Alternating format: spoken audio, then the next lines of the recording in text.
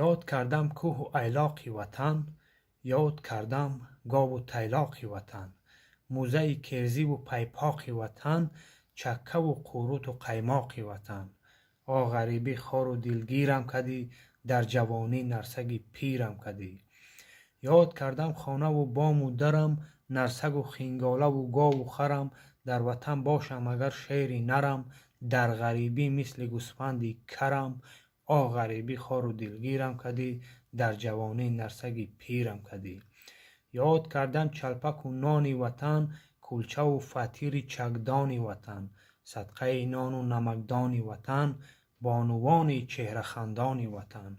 غریبی خار و دلگیرم کدی، در جوانی نرسگی پیرم کدی. یاد کردم گرسوز و آتله را، جرغات للبسته بزغاله را. شیر علوم کرده گوساله را، بوی کهدان و آغیل و شاله را. غریبی خار و دلگیرم کدی، در جوانی نرسگی پیرم کدی. یاد کردم پمیدار و تربوزه، مزه ناک و کپوست و خربوزه. با رفیقان ششته در کوهی وطن، پختن ششلیک کوگ و نربوزه. غریبی خار و دلگیرم کدی، در جوانی نرسگی پیرم کدی. صدقه انگور و مویزد وطن، پیسته و بادام دنگیزد وطن. در وطن هر کی بود با دولت است، صدقه هر چیز و ناچیزد وطن. هر کس دور از وطن مهاجرای، یا فقیر و یا جوان زنگیرای.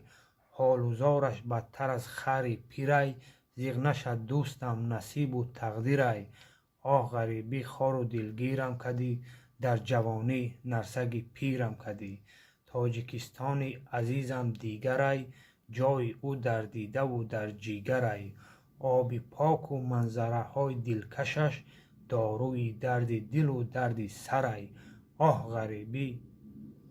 غریبی خار و دلگیرم کدی، در جوانی نرسگی پیرم کدی. سلامت باشین برادران عزیز.